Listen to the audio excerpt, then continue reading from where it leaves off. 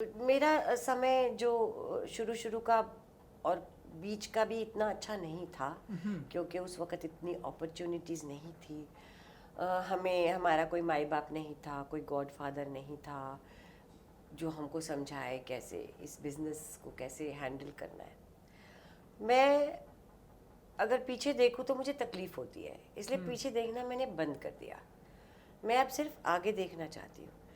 आज जो मुझे मिला है, I am very thankful about it.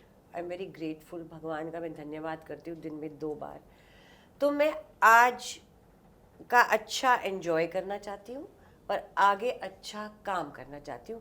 इसलिए मैं पीछे देखती नहीं, इसलिए जब तक 40 का मैं तो गिनती नहीं कि मैं कब आई थी। और मुझे नहीं अच्छा लगता कि बार बार वो स्ट्रगल के दिनों के बारे में बात करो। मैंने एक बार बुक लिख दी, उसमें सब लिख दिया। वो मेरा निकल गया, वो कथारसिस हो गया। तो मैं अब आगे की ही सोचना चाहती हूँ। आगे ही बढ़ना कैसे है, अपना ध्यान रखना है, डिसिप्लिन रखना है, उसके बारे में मैं सोचना चाहती हूँ। आज का यूथ हमारे से तो बहुत स्मार्ट है। हम लोगों से बहुत इंटेलिजेंट है। Because of social media they know much more than we. हम तो उनकी उम्र में लल्लू होते थे, हमें तो पता ही नहीं होता था क्या है क्या नहीं है।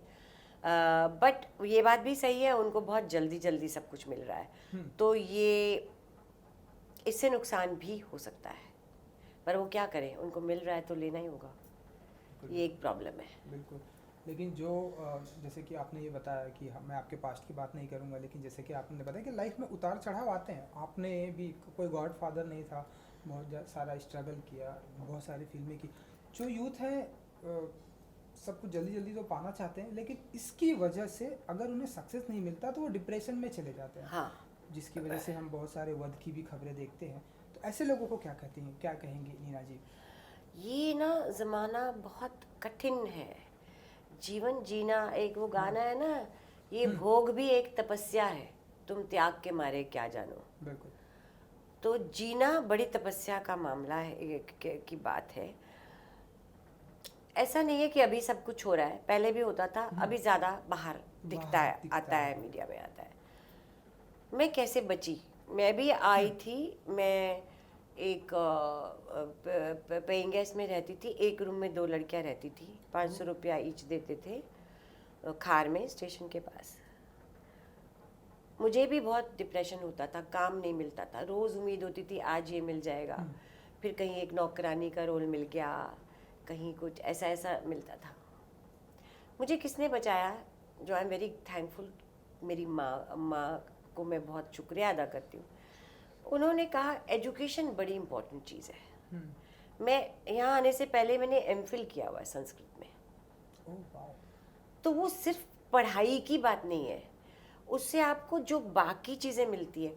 तो मुझे ये था कि मैं कभी भी जीवन में उतना कॉम्प्रोमाइज़ नहीं करूँगी, क्योंकि मेरे पास कुछ और भी है। ये नहीं है कि अगर मुझे एक्टिंग का काम नहीं मिला तो मैं भूखी मर जाऊँगी।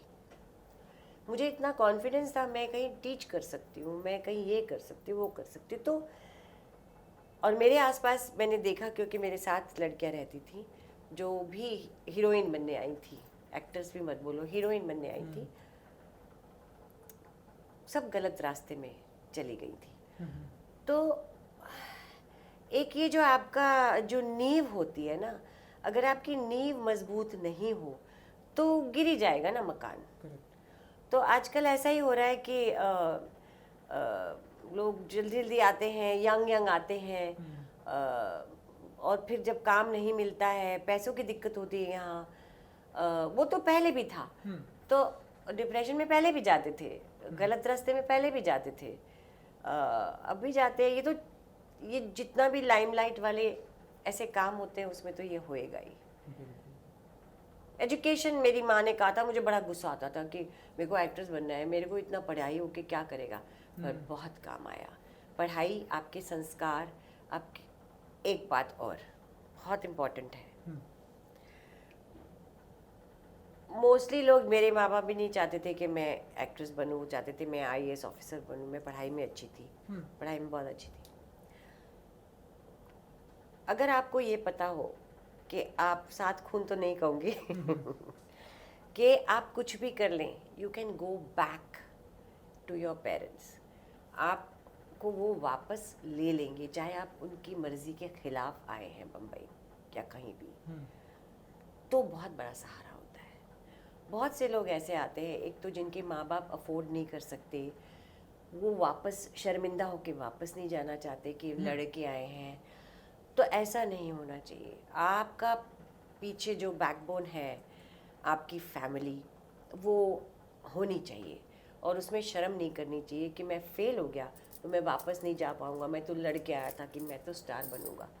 नहीं, चले जाओ वापस, फिर आ जाओ, पेट्रोल लेके फिर आ जाओ। फिर आ जाओ। पर ये इसकी वजह से बहुत गड़बड़ होती है, लोग गलत काम में चले जाते हैं। आपकी फिल्म, जैसा कि मैंने बात की कि डिफरेंट डिफरेंट जॉनर की मैं फिल्में देखता हूँ, ये एक डिफरेंट जॉनर की फिल्म है। ऊंचाई एक बहुत ही खूबसूरत डिफरेंट जॉनर की फिल्म थी। किस अंदाज में दिखाई देने वाली है इस बार हमें नीना जी वध में वध में? बेचारी हूँ वध में बहुत बेचारी हूँ।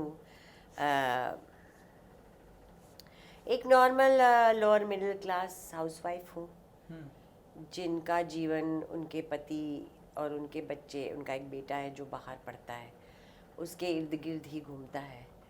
तो एकदम बिल्कुल सीधी सादी तरह का एक रोल है। बिल्कुल।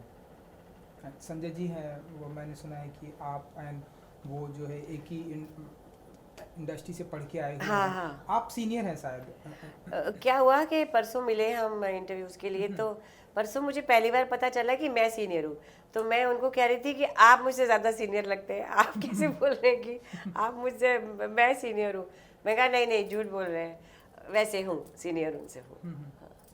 तो कैसा रहा एक्सपीरियंस सभी के साथ का? संजय जी हैं, आप हैं। हमारे साथ बहुत अच्छे हैं और भी एक्टर्स है, जिसने एक विलेन का रोल किया है, उसका नाम मैं भूल गई, वेरी गुड एक्टर। दूसरा पुलिस वाला भी बहुत अच्छे एक्टर्स, बहुत अच्छे छोटे छोटे रोल के भी बहुत अच्छे एक्टर्स इस फिल्म में हैं।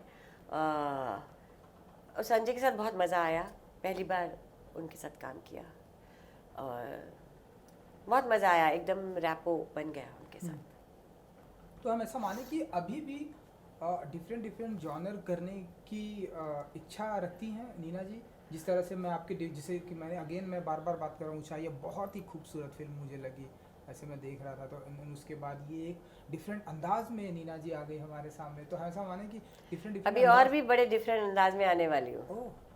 एक फिल्म है बा, जिसमें मैं बा का रोल कर रही हूँ, मैं और डॉगी की कहानी है। फिर मैं एक आर बल्कि की एक स्टोरी, लव स्टोरीज में बिल्कुल अलग रूप है मेरा। So I am doing variety of roles.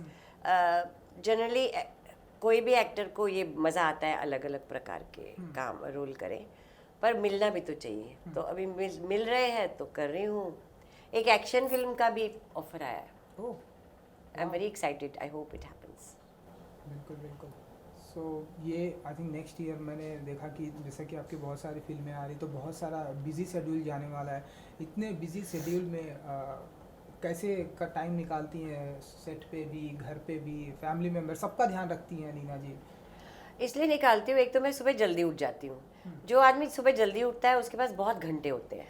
Correct. तो मैं सुबह जल्दी उठ जाती हूँ, तो मेरी एक्सरसाइज भी हो जाती है, योगा भी हो जाता है, थोड़ी बहुत कुकिंग भी कर लेती हूँ। दिन में बहुत घंटे होते हैं।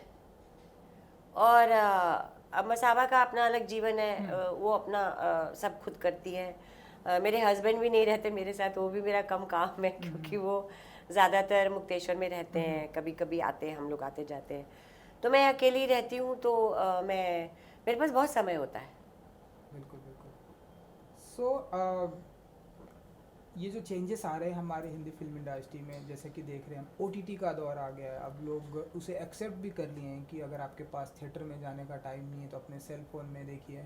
ढेर सारे प्लेटफॉर्म आ गए। जब आप आई थी तो हमारे घर में सिनेमा ही उभर रहा था, एंड ये जो चेंजेस आए हैं कैसे अब आप देखती हैं, एंड आप कितना एक्सेप्ट करती हैं OTT प्लेटफॉर्म को?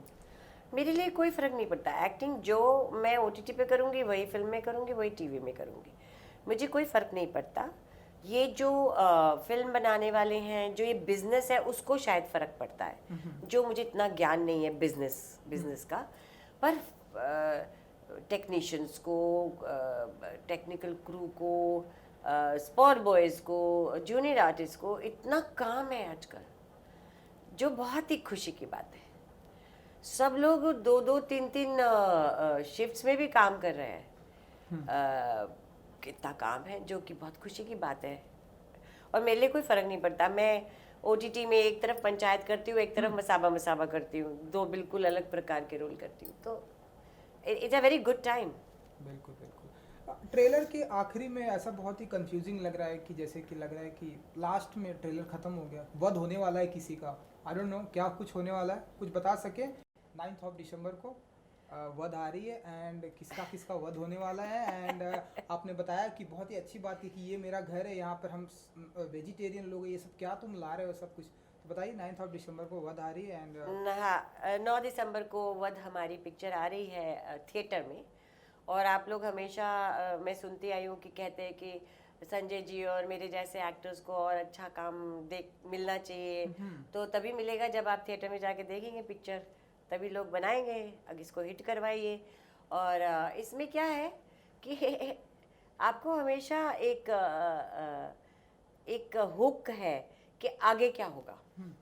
ये पिक्चर आपको पकड़ में रखती है कि आगे क्या होने वाला है, किसका वध होता है किसका नहीं होता है, तो बता नहीं सकती मैं। बिल्कुल बिल्कुल। तो आपको देखनी पड़ेगी पिक्चर। चलिए, thank you madam, thank you so much. ऐसे ही आप डिफरेंट जॉनर की फिल्में करते रहिए। Thank you so much. Thank you. Good luck. Subscribe to Midday India. Get direct notifications on all our videos by clicking on the bell icon.